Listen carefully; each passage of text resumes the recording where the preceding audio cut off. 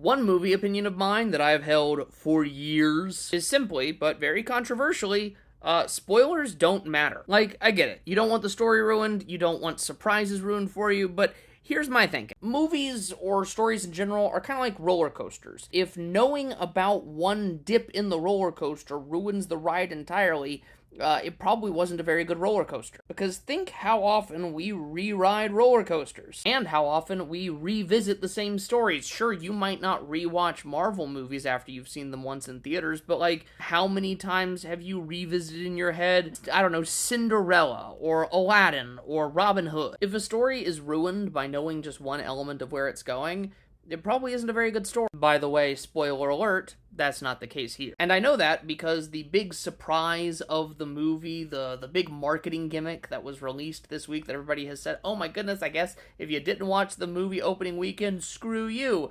It got ruined for me last week because social media sucks. And you know what? I went and I watched this whole movie knowing where it was ultimately going, and I had a great time anyway, because it's a really good, heartfelt, sincere movie where you can spend time with the humor, the action sequences, the characters, and get a lot out of the story and the journey besides this one place it's going with its destination. Because here's my next hot take that goes in with that.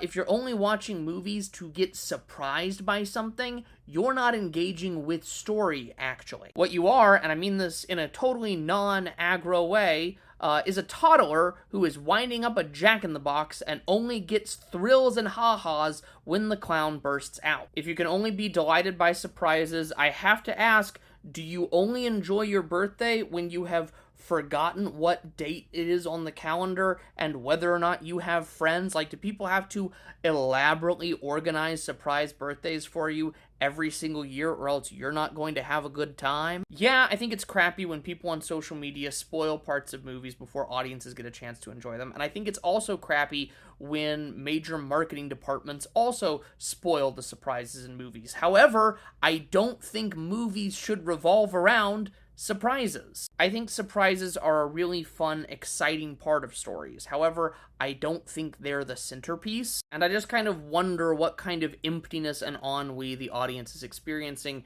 if that is what's central to your relationship with the movies. But in fairness, the main metric I judge movies by is their rewatchability, and I rewatch movies more than most people, so what do I know?